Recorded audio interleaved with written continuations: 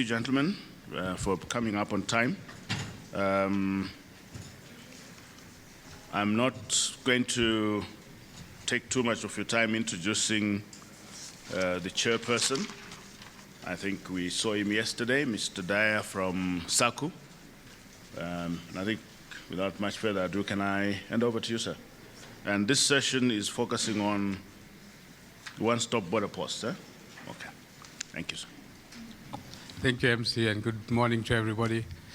I think this session, session 5, and probably the last substantive session of the Trade Facilitation Conference is quite fitting because it brings together all the discussions we've been having over the last day and a half in a physical environment of a one-stop border post. One-stop border posts, as we all know, is quite an important tool for facilitating trade, and it allows for persons, vehicles, goods to make a single stop to exit one country and enter another, and in that way a key facilitator of trade. It brings benefits of reduced processing times, reduced costs, the better flow of information between administrations, but it also has implications in terms of the requirements required to establish a one-stop border, including physical infrastructure, legislative reform in member states, the simplification and alignment of processes and documents, IT interconnectivity, as well as the issue of coordinated border management to support a one-stop border. And I think in this regard, we are quite lucky to have two experts with us on our panel today who will take us through some of the requirements, the benefits, as well as what is needed in order to establish a one-stop border post in the region. Our first speaker is Mr. Calvin Manduna, who is a principal trade expert in the NAPAD Regional Integration and Trade Department of the African Development Bank. Calvin has a background in law and economics and is a graduate of the World Trade Institute in Switzerland. Over the past decade, he has worked on trade policy issues with a focus on SADC and COMESA. He's also worked with the SADC Secretariat and the Commonwealth Secretariat. Calvin has also spent 5 years working on trade negotiations in the Caribbean, including the EPA agreements with the EU, and his main research interests are in services, sector development, transport, logistics, and migration. Our second speaker, or presenter, Mr. Arnold Nkoma, is the Acting Deputy Commissioner, Operations at the Zambia Revenue Authority. I think Mr. Nkoma will provide us with particularly valuable insights into the Chirundu border post, which is a success story in our region in the establishment of a one-stop border post, and provides valuable lessons for the establishment of other one-stop border posts in the region. Mr. Nkoma has 17 years of practical customs experience and has been involved in the development and management of Zambia's customs training function, the revenue function. He's also been involved in the development of SADC training modules, as well as the rules of origin, and the regional transit guarantee scheme under COMESA, as well as key in the implementation of the Chirundu one-stop border post. Mr. Nkoma holds a BA in Political Science and Economics with postgraduate certificates in facilitation skills, customs technical matters, negotiation, management, and leadership. I think without further comment, I'll invite our first speaker to come up. Thank you.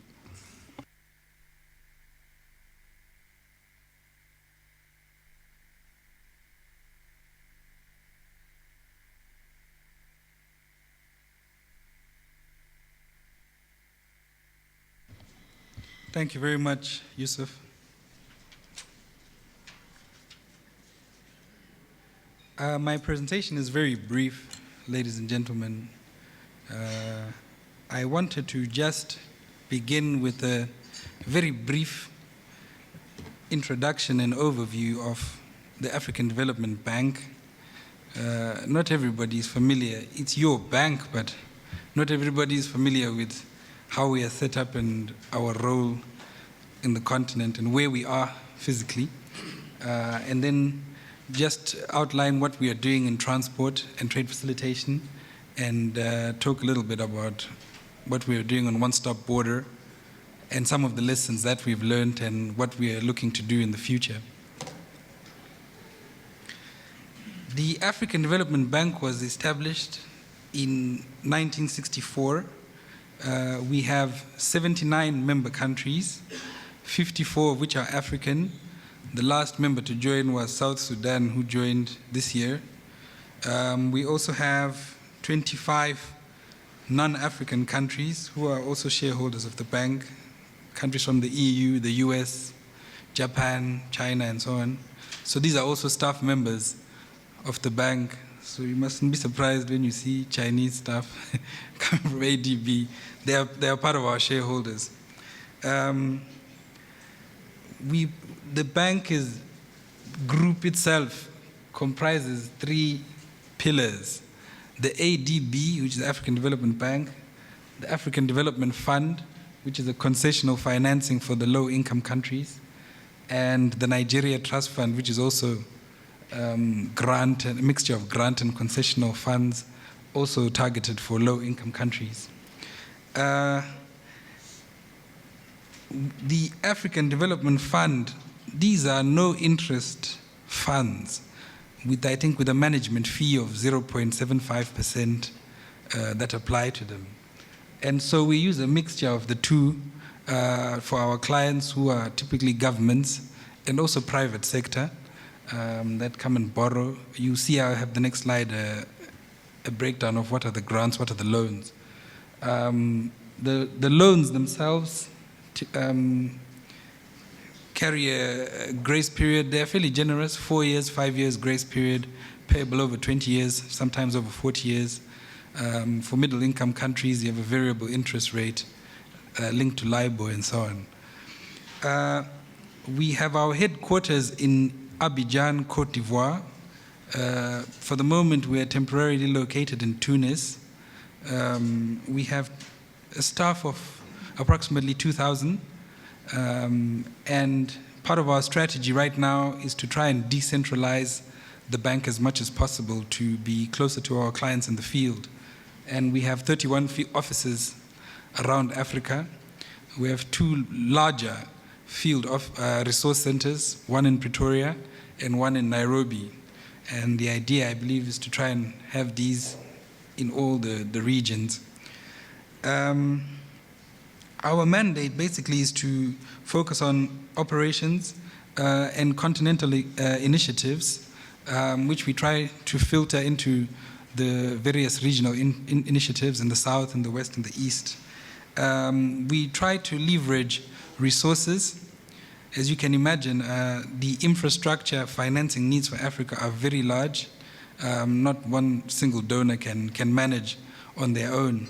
So for us, partnerships are very important, and we try to play a catalytic role, bringing in other donors, other financiers into projects. So you often find where we are, sometimes if we're not the main financier, we'll be there with other partners also financing a project.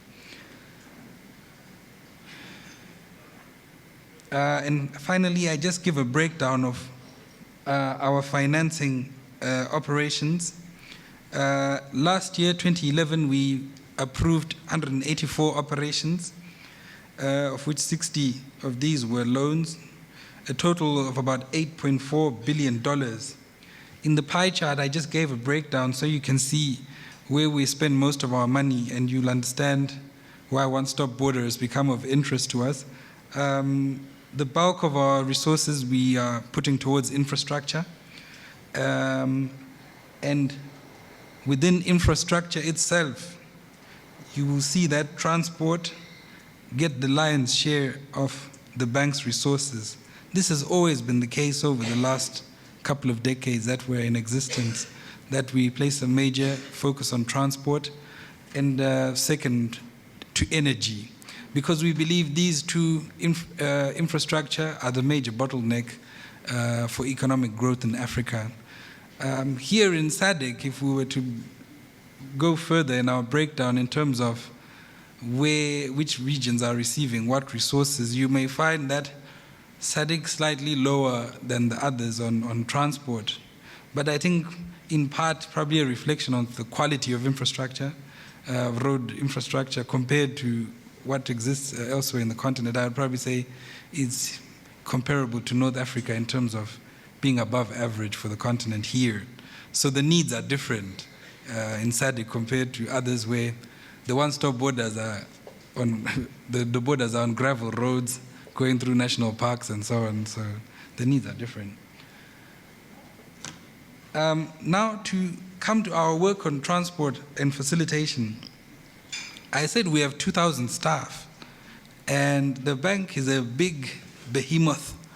And in terms of how our work on transport and facilitation is organized, we have several departments that work on transport and facilitation. So when I got the request to come here and I had to start discerning who is doing what in which department on one-stop border and trade facilitation, it took me to several places in the bank, such as the way the work is divided. So probably we need a single window also at the bank on this issue. But this is part of, for us, going forward internally as well. We have to look at how we structure the work and how we coordinate it so that we are responding better to this evolving need and interest of our clients. The focus for us traditionally as a bank has always been on physical infrastructure, putting the asphalt on the road, putting the interconnector and building the power plants, financing those things. But in recent years, we realized the need is evolving from our clients. There's also now a special need for focusing on the soft infrastructure, on the regulatory aspects, on management of utilities, and issues like this. So we now try to infuse in our projects a soft infrastructure element. Early on, I asked a question about the monitoring of these borders and to see if they're having the desired effect. Because for us, we start to observe in West Africa, for example, where we did a study of maritime transport and the corridors going into the hinterlands, despite a lot of reforms and privatization and PPPs and ports in West Africa and even in Central Africa, the price for the end users, they were not changing. Yes, there were reductions in the time spent, but the cost at the end of the day for the users of the service, there was no change.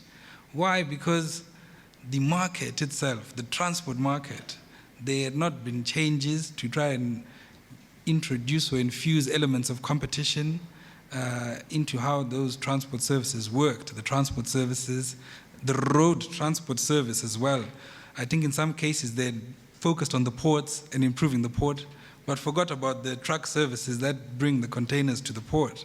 And they found once the port leaves, the container leaves the port, there's a lot of congestion immediately outside of the gate of the port.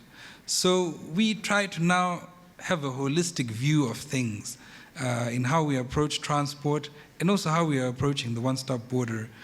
We see it as one component of a bigger scheme of things that we try to improve on. So this is part of our evolving perspective on facilitation. We have internally developed an approach paper, and pursuant to that, we entered a memorandum of an understanding with the WCO, which requires, amongst the action activities, that we'll be looking at areas like knowledge products and capacity building activities and so on. So we've just, as I left the office, we're sending out terms of reference to try and get a consultant who will flesh out this action plan for us in consultation with the WCO. And then we'll probably have to do a lot of consultation with some of our partners sitting here to see how best we can respond to the one-stop border issues. And finally, I should mention our collaboration. We collaborate with a lot of partners, the World Bank, the EU, and so on, and including JICA, the Japanese is a big collaborator of ours. I understand JICA sit at SADC as well. They have persons who sit within the bank, and JICA developed a source book for countries who want to develop one-stop border, the steps they can follow. This source book, I understand, is now being translated into French and Portuguese by popular demand. They've also done a lot of sensitization workshops with different countries in West Africa, East Africa, to try and get countries that are interested in this to understand how the concept works, what sort of resources are needed to get this going. So it's all a work in progress. We don't have too many one-stop borders planned, as was mentioned by the chair in the introduction, Chirundu being one of those that are completed. The ones that we're doing, as I'll explain just now, work in progress. So once we finish, we will then be able to begin to measure the success. But certainly, there are still a lot of lessons to learn, and obviously the approach will improve over time and how we do it. Now, most RECs are involved in trying to roll out one-stop borders. I believe in the case of SADC, you have about 30 borders that they are looking at over the course of time. And as I said, for us at the AFDB, we try to put the one-stop border wherever we are doing some cross-border transport activity. So typically you find where we are doing a road, Namanga, for example, between Kenya and Tanzania, there we will also want to put the one-stop border because it fits in with the physical infrastructure that we are putting. And what are some of the things that we see are required when we put the one-stop border? When you look inside, and we are guided by the source book in how we approach this, is the physical facilities. This not only includes the buildings themselves, but also equipment, the way bridges, scanners, things like that, the offices for the staff, warehouses, different sets of offices, one for the passenger small vehicles, another one for trucks, different access routes. Often we need to also do the approach roads. This is the case, for example, in Kazungula, where it's a bridge and there are two access roads that are involved as well. And you instead of in the past with some borders where you found is one route for both trucks and pedestrians, now we try in the approach to do separate routes. We don't want to have fuel tankers, hazardous materials also going the same route as buses. So this is some of the physical infrastructure that we look at. A big component, of course, that we've been discussing over the last day, the ICT that goes with it. We haven't used things like cloud yet and so on, but we, this again, often driven by the demands of the client in terms of what how they want to do it and what they've been looking at in the software they've been using. Other aspects, furniture, computers, the toilets, the water system, power, all these things we have to consider. Some of the borders, they're in remote places. The power, one side has power, the other side, the power is erratic. And if you're moving to a system where everything is on ICT, you have to know you have power 24 hours. So we have to look at also these things. Then the legal part, which is very important. This was mentioned in the earlier presentation before the break. Often we have to have, all the time rather, bilateral agreements between the two sides that are engaging in the one-stop border. We also have to have an agreement on how we're going to reduce the forms, how we're going to try and harmonize the procedures, what sort of agencies are they agreeing will sit there. It doesn't make sense if one side has 12, another one has 4. It will not match. So we look at this. And then a key thing is the training of officials. I understand there was some experience in Chirundu on this aspect, the training of officials. And it's an evolving thing. What sort of training is needed? The needs are always slightly different. But again, these are all the things we are looking at when we do the appraisal for what will need to go into the one-stop border.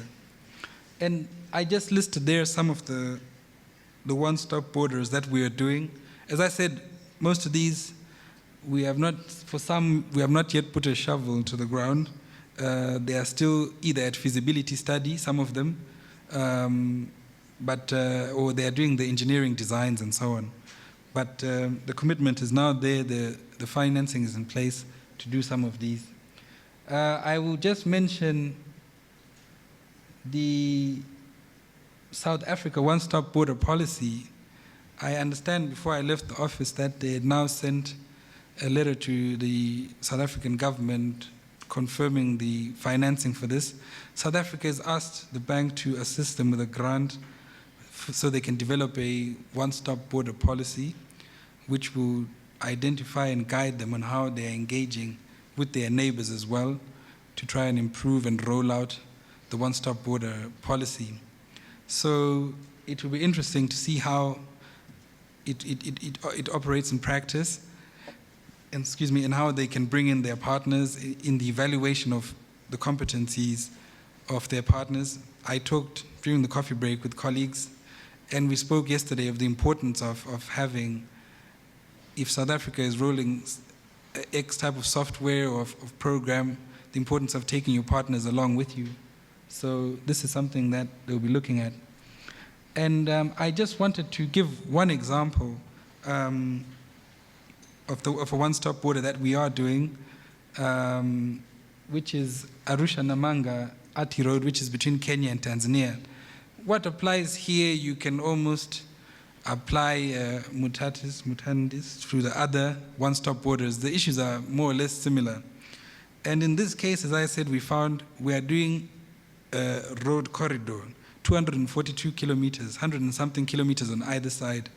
And the total cost, people were interested in the costs yesterday, for each side is about $8 million, just over $8 million.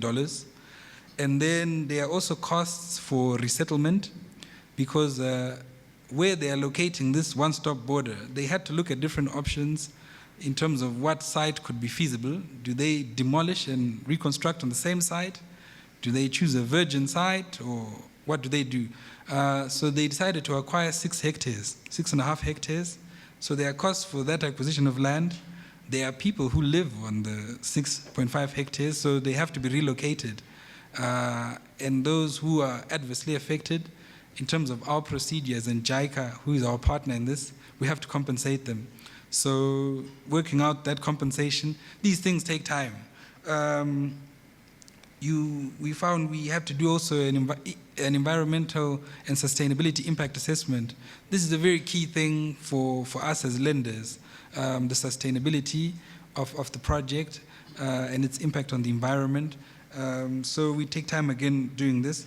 Also, lots of consultations with different stakeholders, from the national government, the councils, the drivers, the transport operators, and also the households who will be affected, because the local community want to know when the construction starts, are we going to get work on this project?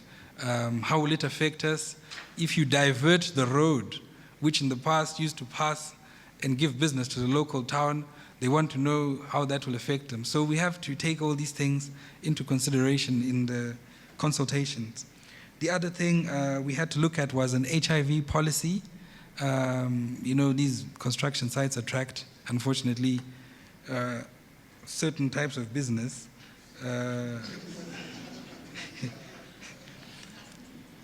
So we had to have that policy in place as well, of how will we address this and try to keep the workers safe and the community safe. And then there's the legal framework, which I discussed earlier, and technical assistance, because this was a project that was brought under the East African Community Secretariat. And so the legislative framework, the rules for this one-stop border, they will all be done under what the EAC has developed in terms of its one-stop border policies and rules. And the one-stop border itself, it will provide a centralized operation under one building with the two sides sitting side by side.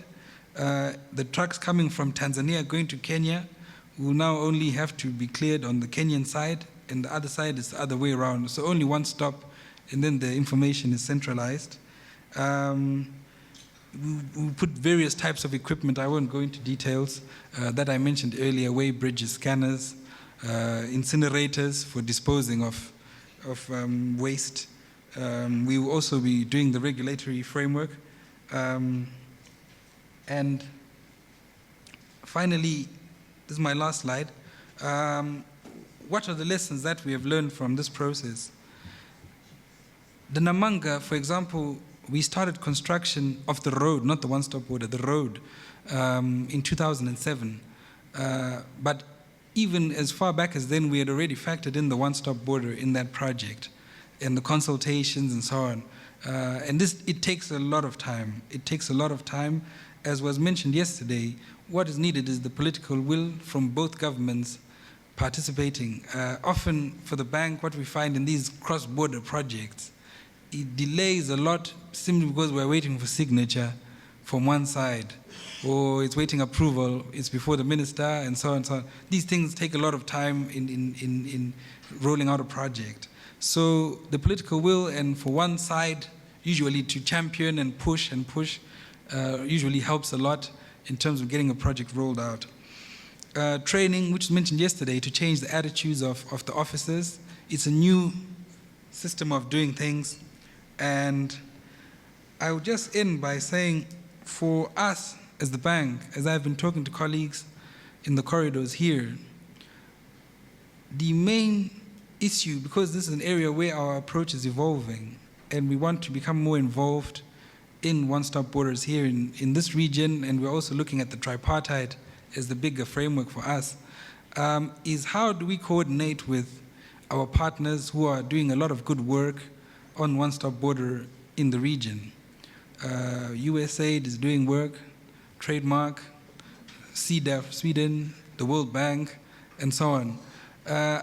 We don't really want an approach where we will cherry pick and we do one here, we do one there, and it's a bit disparate. We would like to be able to learn lessons in a uniform way as we do things. And we find that each organization seems to have its comparative advantage and strength.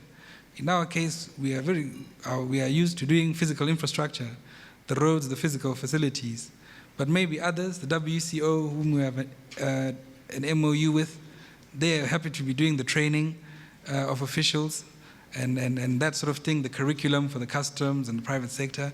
Others want to do the ICT, they have experience with ICT. So it's these sort of partnerships that we are looking at. I think it will help us to roll out the one-stop borders in a structured way. Because otherwise, at the moment, what we have, unfortunately, I think, from my observations, is member countries coming to us, sometimes ad hoc. This country will approach us, can you do a one-stop border for us? And we want to know, how does it fit in your bigger scheme of things of SADC? Is this the priority border for you, or is just because it's near the politicians, rural village, you want to put the one-stop border? It has to fit in a big scheme of things for us, where we are doing these one-stop borders. And finally, the knowledge products that I mentioned earlier. The monitoring, the evaluation, this is key for us to see that the one-stop borders are having an impact that we are looking for. We want to know that it is indeed contributing to trade in a real sense, that the prices are coming down in a real sense for the users and for the business persons. Then it is a success for us. Thank you very much. I'll leave it there.